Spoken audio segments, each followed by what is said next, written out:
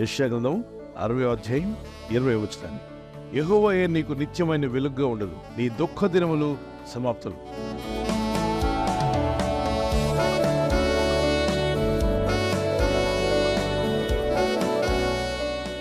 ఎందుకు నీ దుఃఖ దినాలు సమాప్తం అవుతాయి?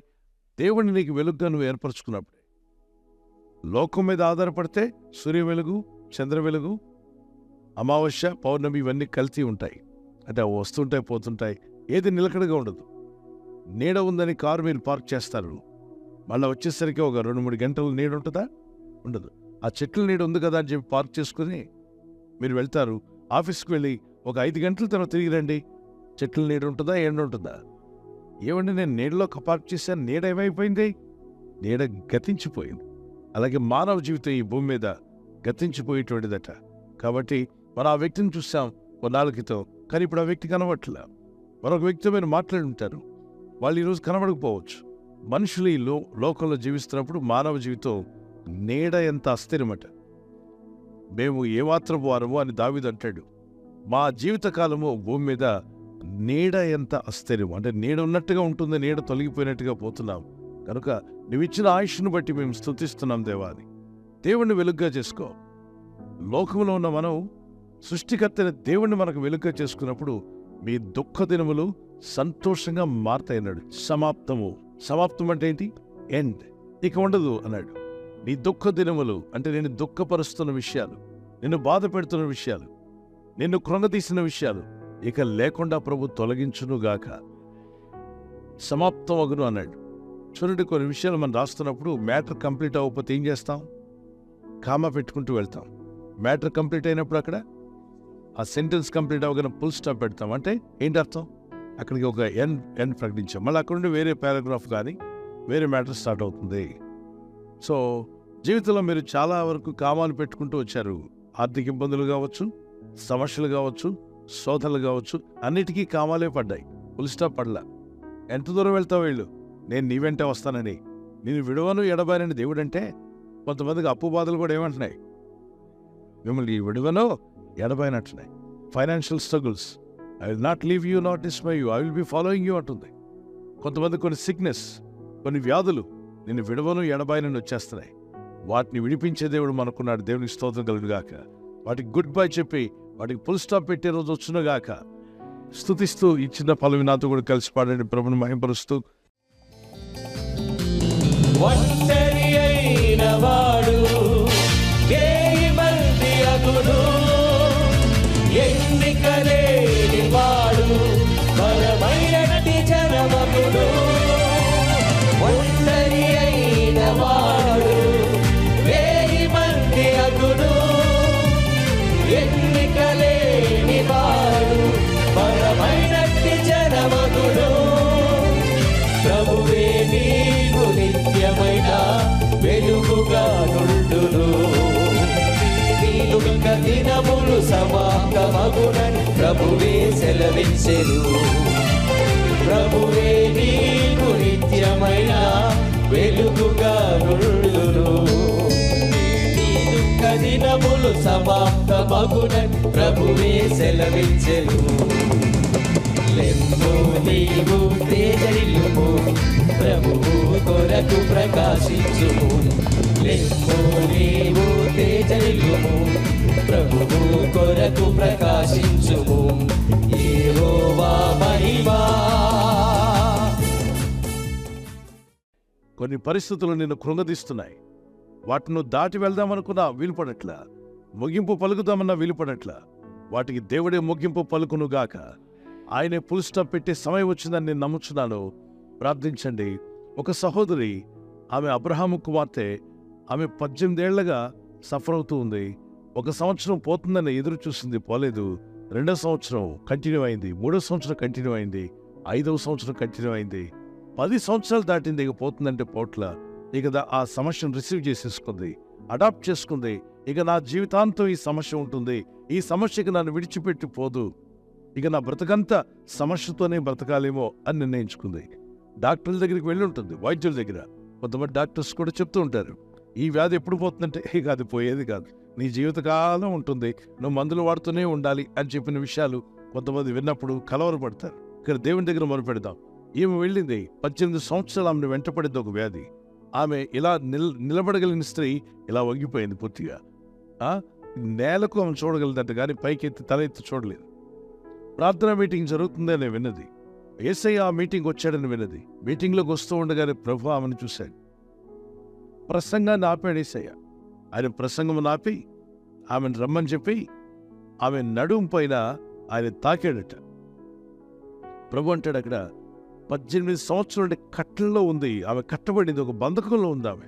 18 ఏండ్ల నుండి సాతాను బంధించిన అబ్రహాము కుమార్తె అయిన ఈమెను విశ్రాంతి దినమందు ఈ కట్ల నుండి విడిపింపదగదా అని చెప్పి ఆమెను విడిపించాడు. నేను అడుగుతున్నాను, ఎన్ని సంవత్సరాలు భరించింది ఏమో బాధ? 18 సంవత్సరాలు. అంటే ఇది సంవత్సరం కామా పెట్టుకుని వచ్చిందో పుల్ స్టాప్ పెట్టి ఆగిపోయిందా? కామా పెట్టుకుంటే ఎన్ని సంవత్సరాలు వెంటబడింది?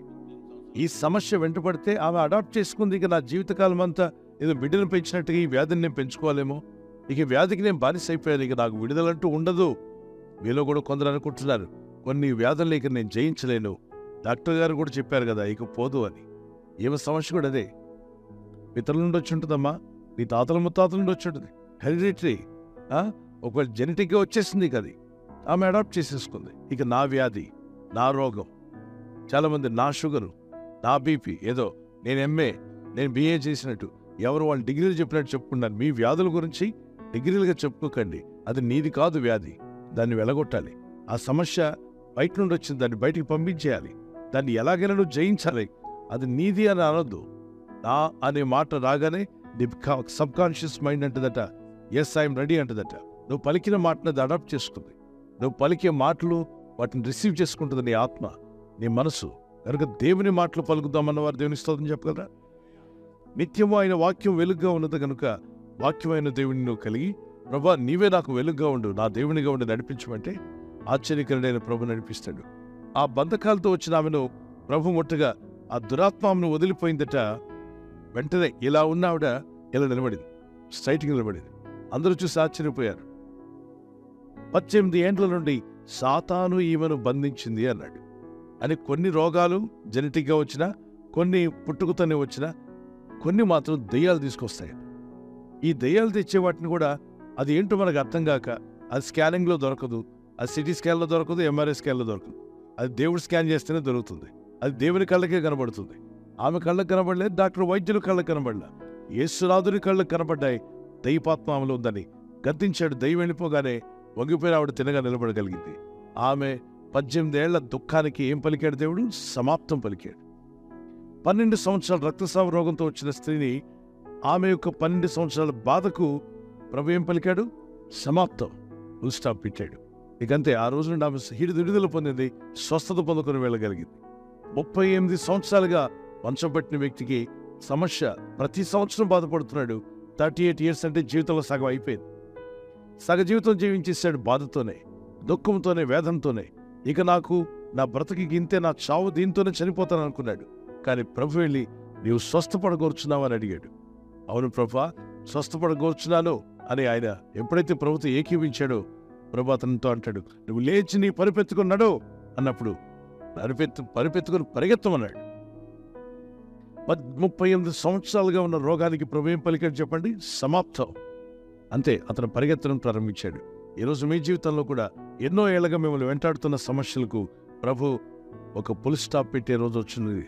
ప్రభు అయిన దేవుడు మీ దుఃఖమును సమాప్తపరచునుగాక, మీ దుఃఖ దినములు సమాప్తమగును. ప్రే చేసుకుందాం.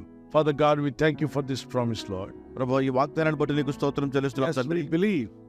ప్రభు మేము నమ్ముచున్నాం తండ్రి. We have faith in you. నీ యందు విశ్వాసం ఉంచి ఉన్నాం. You are going to put a full stop ప్రభు మీరు ఇక సమాప్తం చేయబోతున్నారు తండ్రి. the problems that we are facing till now. ఇంతవరకు ఎదుర్కొంటున్నటువంటి సమస్యలన్నిటికీ Give them overcoming power. జయించే శక్తిని దయచేయండి. That woman suffered 18 years.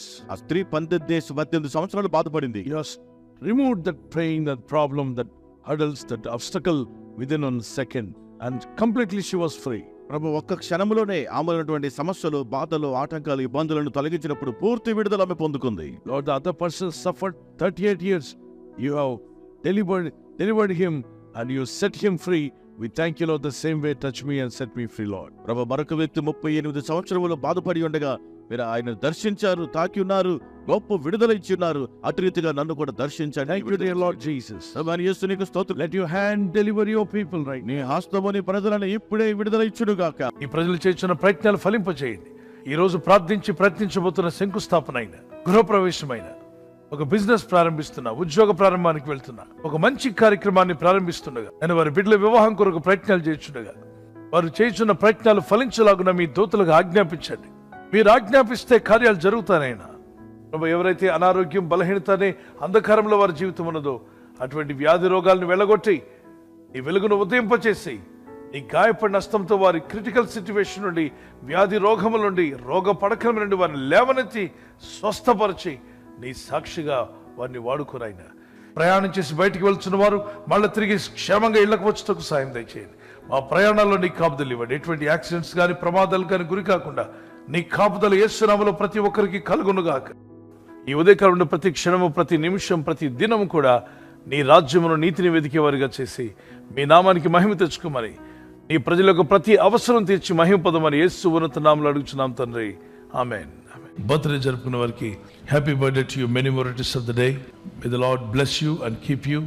ప్రభు మిమ్మల్ని దీవించి వర్ధిల్ల చేయనుగాక. ద్వితీయోపదేశకాండం 31:8 Deuteronomy 31:8. నీ ముందర నడుచువాడు యెహోవా, ఆయన నీకు తోడైయుండును. The Lord will go before you and will be with you. దేవుడు మీ ముందుగా నడుస్తూ మీ మార్గములు సరళం చేసి ఆయన మీ జీవితాలను ఆశీర్వదించునుగాక. చిన్నలు పెద్దలు మీ నూతన సంవత్సరంలో ప్రవేశిస్తుండగా ద షవర్స్ ఆఫ్ బ్లెస్సింగ్స్ మీ మీదకి రావాలని, మీరు ప్రతిరోజు ప్రతిదినం దేవునితో నడిచేవారుగా, హానోకు దేవునితో నడిచినట్టుగా దేవునితో నడిచే మార్గంలో ప్రభు మిమ్మల్ని బలపరిచి ఆయుర ఆరోగ్యములు యేసు నామములో అనుగ్రహించునుగాక. ఆమేన్. God bless you with this promise. Marriage anniversary జరుపుకునే వారికి యేసుక్రీస్తు నామములో ప్రభువుకి తోడై ఉండాలని మా ప్రార్థన. ఆదికాండం 50:21 Genesis chapter 50:21. నేను మిమ్మును మీ పిల్లలను పోషించేదను.